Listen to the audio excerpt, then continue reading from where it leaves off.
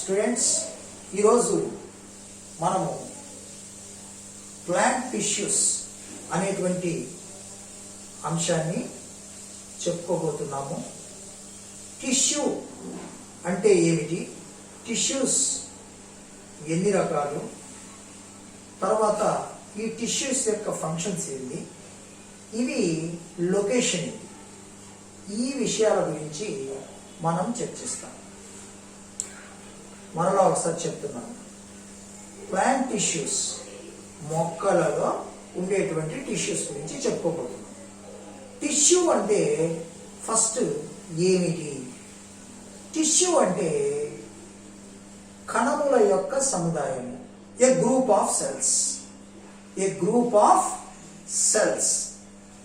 మరి a group of cells అయినా అంటామా? అనము. మరి కణముల యొక్క గుంపు ఒకే రకమైన పనిని చేస్తూ ఒకే రకమైన నిర్మాణాన్ని కలిగి ఉంటే దానిని కణజాలము అంటారు. ఒక సాఫ్ట్వేర్ ఆఫీస్ పోతే అక్కడ సాఫ్ట్వేర్ ఇంజనీర్లందరూ ఆ సాఫ్ట్వేర్ను కన్స్ట్రక్ట్ చేస్తూ ఉంటారు, తయారు చేస్తూ ఉంటారు కదా. అక్కడ ఉండే వాళ్ళందరూ సాఫ్ట్వేర్ ఇంజనీర్లే ఉంటారు. అక్కడ ఆ ఆఫీస్లో కార్ డ్రైవర్స్ ఏమైనా ఉంటారా? కుర్చీలలో కూర్చొని కంప్యూటర్లో ముందు వర్క్ చేస్తూ? లేదు, ఒకే రకమైన పనిని చేస్తూ ఉంటారు. ఇలా ఒకే రకమైన పనిని సాఫ్ట్వేర్ అందరూ ఒకే రకమైన పనిని సాఫ్ట్వేర్ ఆఫీసులో చేసినట్టే మొక్క యొక్క శరీరంలో, ప్లాంట్ బాడీలో కూడా కొన్ని సెల్స్ ఉంది, ఒక గ్రూప్ ఆఫ్ సెల్స్ ఉన్నాయి. అవి ఒకే రకమైన పనిని చేస్తే ఆ వాటిని మనము కణజాలము అంటాం, టిష్యూ అంటాం.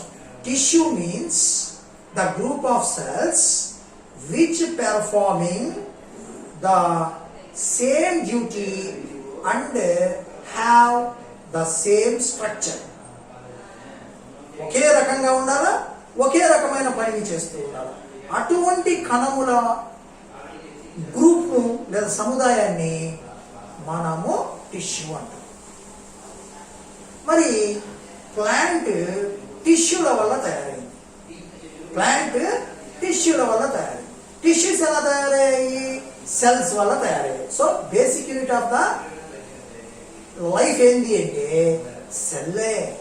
సెల్ తర్వాత టిష్యూస్, టిష్యూస్ తర్వాత ఆర్గాన్స్ వస్తాయి, ఆర్గాన్స్ తర్వాత సిస్టమ్స్ అన్నీ కలిస్తే ఒక ఆర్గానిజం అవుతుంది, ఒక జీవి అవుతుంది. ఓకే, ఇక్కడ మనకి ప్లాంట్స్ లో మనకి 4 రకాలైనటువంటి టిష్యూస్ ఉన్నాయి. Plants have 4 kinds of tissues. వాటిలో మొట్టమొదటిది meristematic tissue. Meristematic tissue. Meristematic tissue. మెరిస్మోస్ అంటే డివైడెడ్, విభజన చెందడము, టు డివైడ్ అని అర్థం. మెరిస్మోస్ అంటే. మెరిస్టెమాటిక్ టిష్యూ అంటే ఈ కణాలు విభజన చెందుతూ ఉంటాయి, సెల్ డివిజన్ చెందుతూ ఉంటాయి. ఒక కణము 2 కణాలు అంటే ఇలా కావడం వల్ల ఏమవుతుంది? గ్రోత్ వస్తుంది. ఆర్గానిజమ్స్ యొక్క ముఖ్యమైన లక్షణము, the main characteristic of life is growth. పెరుగుదల ఉండాలి. మరి ఈ పెరుగుదల ఎలా వస్తుంది? శరీరంలో ఉన్న కణాలు సెల్ డివిజన్ అయితేనే కొత్త సెల్స్, కణాల సంఖ్య పెరిగి ఆ మొత్తం ఆర్గానిజంలో టోటల్ గా గ్రోత్ అనేది కనిపిస్తుంది. చిన్న విత్తనం నుంచి వచ్చినటువంటి చిన్న మొలక ఒక మహావృక్షంగా మారిపోతా ఉంది. చిన్న మొలక, ఒక చిన్న మామిడి చెట్టు నువ్వు టెంకన్ వేయండి, చిన్న మొలక వచ్చింది. ఆ మొలక అలా పెరిగి ఒక పెద్ద చెట్టుకు విస్తరించింది. మరి ఇంత పెద్ద చెట్టు ఎలా అయింది? సెల్ డివిజన్ వల్లే ఈ పెద్ద గ్రోత్ అనేది వచ్చింది. సో ఇది ఏం చేస్తుంది? ఇప్పుడు మీకు తెలిసి ఉంటుంది functions. Meristematic tissue cell division ను పెర్ఫామ్ చేస్తుంది. Cell division leads to growth. So growth ఇది, దీని పని ఏంది? గ్రోత్, పెరుగుదల. మెరిస్టమాటిక్ టిష్యూ యొక్క ముఖ్య లక్షణం. మెరిస్టమాటిక్ టిష్యూని తెలుగులో విభాజ్య కణజాలము అంటారు. గ్రోత్ వస్తుంది. తర్వాత రిపైర్స్, ఏదన్నా ఒక భాగంలో కొన్ని కణాలు రప్చర్ అయితే అక్కడ మళ్ళా కొత్త కణాలు ఏర్పడి ఆ భాగాన్ని రిపేర్ చేస్తుంది, మరమ్మతులు చేయడము, ఇటువంటి ఫంక్షన్స్ మెరిస్టమాటిక్ టిష్యూ చేస్తుంది.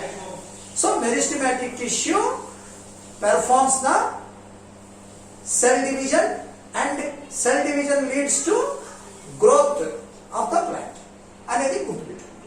ఇప్పుడు దీంట్లో 3 రకాలుగా మరి పెరుగుదల ఎలా ఉంటుంది? ఫర్ ఎగ్జాంపుల్ చేయండి. ఇక్కడ ఒక చెట్టును వేస్తున్నాను.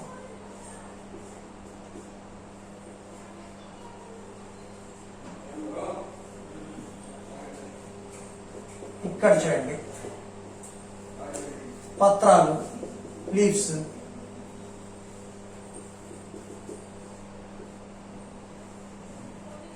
ఇలా మొక్క బొమ్మ గీసినప్పుడు మొక్కల పెరుగుదల 3 రకాలుగా ఉన్నట్టు గమనించవచ్చు. 3 kinds of growths we are observing in the plants. First, మొక్క హైట్ పెరగాలి, ఎత్తు పెరగాలి. సెకండ్, మొక్క చుట్టుకొలత పెరగాలి, అంటే వెడల్పులు ఇవన్నీ. ఈ ఉదాహరణకి కాండము గుండ్రంగా ఉంటుంది, అంటే కాండం పెరిగింది అంటే అన్ని డైరెక్షన్లలోకి పెరగడమే, అంటే చుట్టుకొలత. చెట్టు యొక్క ఈ కాండము యొక్క చుట్టుకొలత, వేరు యొక్క చుట్టుకొలత పెరగాలి. ఇది 2వ రకమైన గ్రోత్. ఫస్ట్ ఏంది? మొక్క హైట్ లో డిఫరెన్స్ రావడము. రెండోది మొక్క యొక్క విడ్త్ లో లేదా గిర్త్ అంటాం దాన్ని, అన్ని వైపులా డెవలప్ కావడాన్ని girth. The girth of the stem is develops. తర్వాత 3వది ఏంటంటే కొత్త కొమ్మలు రావడం.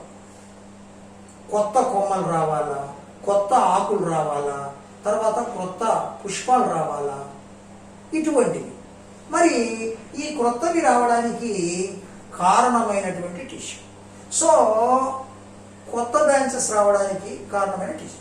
ఇప్పుడు దీన్ని మనకేం తీసుకుంటే, ఇక్కడ మనకేం తీసుకుంటే, number 1 apical meristematic tissue.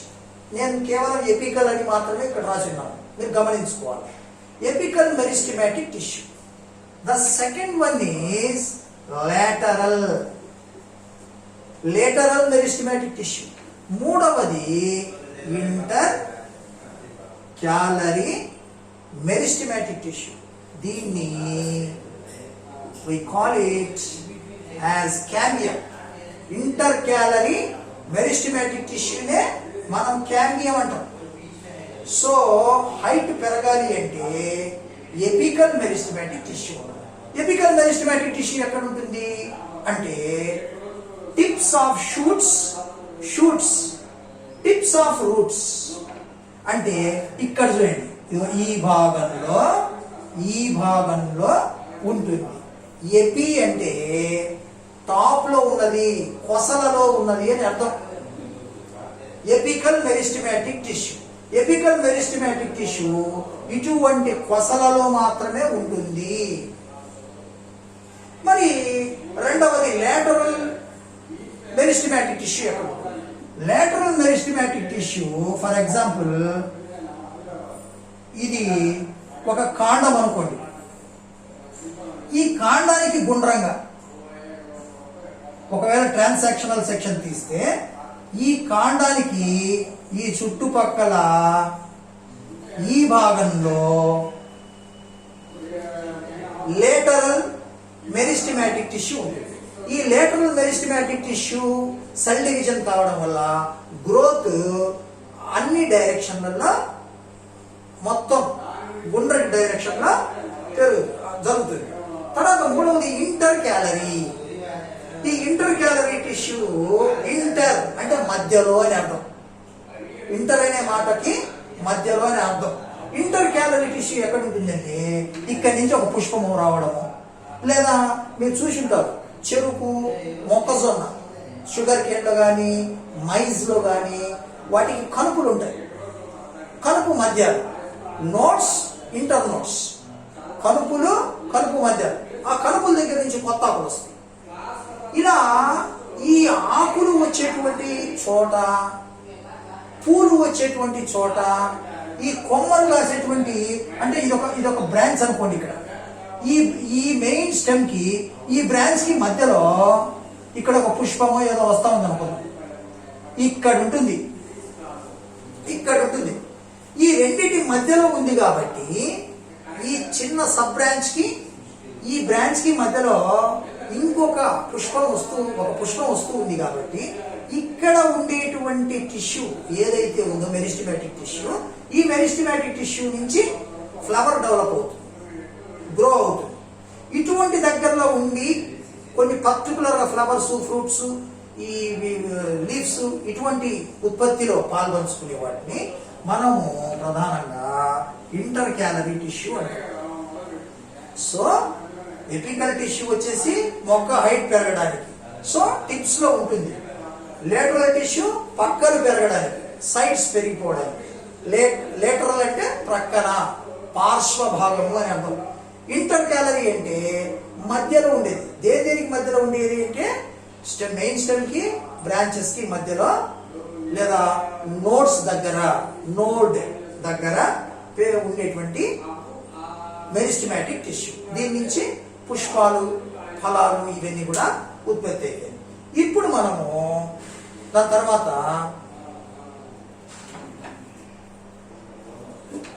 Next tissue dermal tissue. ఒక్కసారి ఇక్కడ రాస్తాను. Meristematic tissue, next dermal tissue, number 3 ground tissue, number 4 vascular tissue. చూడండి మళ్ళీ ఒకసారి. First meristematic tissue, second dermal tissue, third ground tissue, fourth vascular tissue. Meristematic tissue cell division జరుగుతుంది, perform cell division leads to growth of the plant. Next dermal tissue. Derma అనేటువంటి మాట మన తెలుగు మాట, అది వాస్తవంగా తెలుగు మాట కాదు, చర్మ అనేటువంటి మాటకు సంబంధం ఉంది. లాటిన్ భాషలో డెర్మా అంటే చర్మము అని అర్థము, ఔటర్ లేయర్ అని అర్థము. మరి ఈ చర్మ అనే మాట సాంస్క్రిట్ లోకి ఎలా వచ్చింది అంటే, లాటిన్ లాంగ్వేజ్, సాంస్క్రిట్ లాంగ్వేజ్ అక్కా చెల్లెల లాంటివి. అదే పదం. సాంస్క్రిట్ లాంగ్వేజ్ అనేది ఒక ఇండో ఆరియన్ లాంగ్వేజ్ కాబట్టి డెర్మా నథింగ్ బట్ చర్మ. డెర్మటాలజిస్ట్ అంటే చర్మం గురించి, చర్మ వ్యాధుల గురించి తెలిసి ఉన్న వైద్యుడు లేదా నిపుణుడు. తర్వాత డెర్మల్ టిష్యూ అనేది ఇప్పుడు మీకు అర్థమైపోయి ఉంటుంది. మొక్కకు అన్నిటికంటే పై భాగంలో ఒక పీల్ మాదిరిగా, బార్క్ మాదిరిగా ఉంటుంది. తర్వాత దీని యొక్క ఫంక్షన్స్ ఏం చేస్తుంది? మెయిన్ గా ప్రొటెక్షన్ అంటే ఎలా? మొక్క కూడా మనిషికి వచ్చినట్టు అనేక రకాలైన వ్యాధులు వస్తాయి కదా. ఉదాహరణకి వేరుకి తిక్కా తెగులు అనేది వస్తుంది, చెరుకుకి రెడ్ రాట్ డిసీజ్ అనేది వస్తుంది. చెరుకు ఎర్ర పురుగు తెగులు అంటారు. తిక్కా డిసీజ్ వచ్చేసి గ్రౌండ్ నట్కి వస్తుంది. అదే మనుషులకి ఏ రకంగా వ్యాధులు వస్తాయో మొక్కలకు కూడా వ్యాధులు వస్తాయి. వ్యాధులు ఎందువల్ల వస్తాయి? ప్రధానంగా సూక్ష్మజీవుల వల్ల వస్తాయి, అంటే ప్యాథోజన్స్ వల్ల వస్తాయి. మరి ఈ సూక్ష్మజీవులు వ్యాధిని కలిగించి ప్యాథోజన్స్ దాడి చేసినప్పుడు ఆ దాడి నుంచి తప్పించడానికి ఈ డెర్మల్ టిష్యూ ఉపయోగపడుతుంది. It is uses to cut off the invasion of pathogens. Pathogens యొక్క ఇన్వేషన్ ని కట్ ఆఫ్ చేయడానికి, దాన్ని ఆపివేయడానికి దాన్ని స్టాప్ చేయడానికి ఇది ఉపయోగపడుతుంది డెర్మల్ టిష్యూ. అంత మాత్రమే కాదు, అనేక రకాలైన ఈ డెర్మల్ టిష్యూని మాడిఫై అయ్యి కొన్ని దగ్గరలా స్టొమాటాగా, కొన్ని దగ్గరలా గమ్స్ని చేసేటువంటి ఊజ్ అంటే కారడము అని చేసేటువంటి టిష్యూగా ఈ డెర్మల్ టిష్యూ మాడిఫై ఉంటుంది. సో డెర్మల్ టిష్యూ గురించి సో ఇది మెయిన్గా ప్రొటెక్షన్ చేస్తుంది. అన్నిటికంటే బయట లేయర్గా ఉంటుంది, చెట్టు యొక్క పీల్గా ఉంటుంది. కొన్ని చెట్లలో నారలు, ఇప్పుడు ఉదాహరణకి జనపనార, ఇటువంటివన్నీ కూడా డెర్మల్ టిష్యూ యొక్క ప్రోడక్ట్స్ అన్నమాట. తర్వాత ఫైనల్గా గ్రౌండ్ టిష్యూ. ఈ గ్రౌండ్ టిష్యూ అనేది, గ్రౌండ్ అంటే ప్లేయింగ్ గ్రౌండ్ కాదు, గ్రౌండ్ అంటే బేస్. మొక్కలు అన్నిటికంటే ఎక్కువగా ఉండే బేసికల్ టిష్యూ ఏందయ్యా అంటే గ్రౌండ్ టిష్యూ. గ్రౌండ్ టిష్యూ, ఈ గ్రౌండ్ టిష్యూలో 3 భాగాలు ఉన్నాయి. ఒకటి ప్యారెంఖైమా, రెండోది కోలెన్ ఖైమా, మూడోది స్క్లెరెన్ ఖైమా. ప్యారెంఖైమా, కోలెన్ ఖైమా, తర్వాత స్క్లెరెన్ ఖైమా. ప్యారెంఖైమా చాలా థిన్గా ఉండేటువంటి సెల్ వాల్స్ ని కలిగి ఉంటుంది. తర్వాత ఇవి మొక్కలు ఎక్కువ భాగం ఆక్రమించి ఉంటాయి.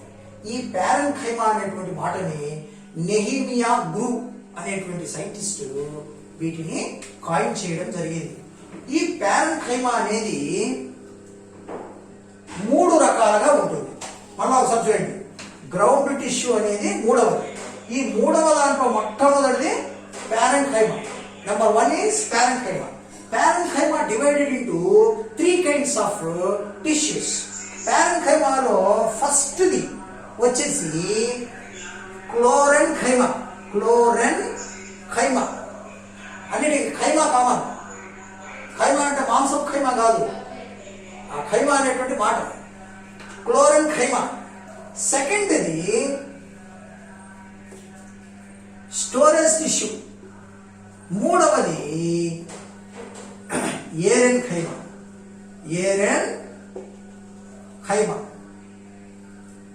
If the parenchyma have the chloroplasts and performing the photosynthesis and produce the starch are called chlorenchyma.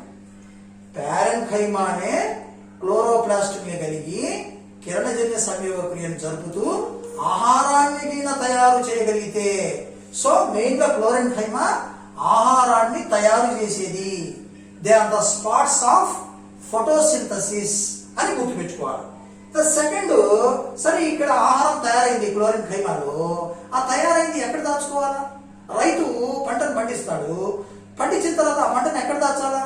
గిడ్డంగుల్లో దాచాలా, లేదా పూర్వకాలం ఏదైతే గాదెలు అని ఉండే ఇంటి దగ్గర, ఆ గాదెల్లో దాచాలి. అటువంటి గాదెలుగా ఉపయోగపడే కణజాలము టిష్యూ ఏంది అంటే storage tissue.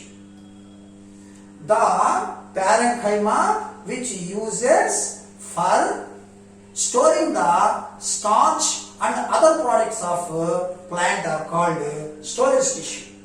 The another kind of parenchyma is aerenchyma. Aeren nothing but air. Air అంటే గాలిని నిల్వ చేసేటువంటి కణజాలాన్ని, గాలిని నిల్వ చేసేటువంటి ప్యారెంఖైమాని ఏరెన్ఖైమా అంటాం. మరి గాలిని ఎక్కడ నిల్వ చేస్తాయి? గాలి నిల్వ ఉండేట, ఇప్పుడు బెలూన్లలో గాలి ఊతాము, అటువంటిప్పుడు అది సులభంగా గాలిలో ఎగురుతూ ఉంటుంది. ఊరికి మనం అట్లా చేత్తో అట్లా టచ్ చేసినా కూడా మెల్లిగా గాలిలో ఎగురుతూ ఉంటుంది. సో గాలి ఏం చేసింది? దాని యొక్క ఆ బెలూన్ యొక్క బరువును తగ్గించింది కదా. మరి నీళ్ళలో పెరిగేటువంటి మొక్కల ప్యారెంఖైమా గాలిని స్టోర్ చేస్తుంది. అలా స్టోర్ చేయడం వల్ల ఏమవుతుందంటే the plant can be easily floated on the water. For example lily plants, water lily plants, lotus, హైకార్నియా, ఇటువంటి హైడ్రిల్లా, ఇటువంటి ఆక్వాటిక్ ప్లాంట్స్, హైడ్రోఫైట్స్ అన్నిట్లో ఏరెన్కైమా ఉంటుంది. ఇంకా నెక్స్ట్ది కోలెన్కైమా.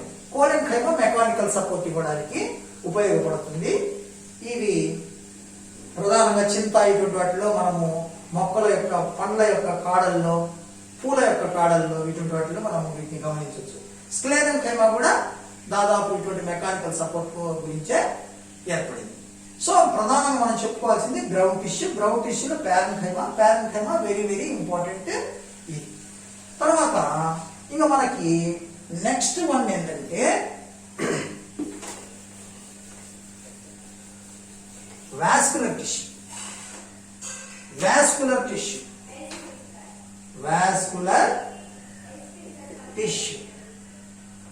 ఫస్ట్ వాస్కులర్ టిష్యూ గురించి చెప్పేటప్పుడు వ్యాజిల్ అనే మాట తెలియాలి. వ్యాజిల్ అంటే గొట్టం, నీళ్లు పారే గొట్టం కావచ్చు, రక్తం పారేటువంటి గొట్టమైనా కావచ్చు. రక్తం పారే గొట్టాన్ని బ్లడ్ వ్యాజిల్ అంటాం. So vascular tissue contains vessels like group of cells, tissues అన్నమాట. మరి వాస్కులర్ టిష్యూలో ఎన్ని రకాలైన టిష్యూస్ మళ్ళా ఉన్నాయి అంటే, ఒకటి జైలం అనేది ఉంది, రెండోది ఫ్లోయమ్ అనేది ఉంది. జైలం నథింగ్ బట్ జలం. జైలం అంటే జలం అని. జైలం వాటర్ ని ట్రాన్స్పోర్ట్ చేసేటువంటి టిష్యూని మనము జైలం అంటాం. సో వాటర్ ని ఎక్కడి నుంచి ట్రాన్స్పోర్ట్ చేస్తుంది? మొక్కలో ఎక్కడి నుంచి ఎక్కడికి జరుగుతుంది అంటే, భూమి లోపల నుంచి వేరు అబ్జర్వ్ చేసిన వాటరు పై భాగాలకు, మొక్కలోని అన్ని పై భాగాలకు ఈ జైలం అనేటువంటి పార్ట్ ద్వారా ఈ అబ్జర్వ్ చేసిన జలం ట్రాన్స్పోర్ట్ అవుతుంది.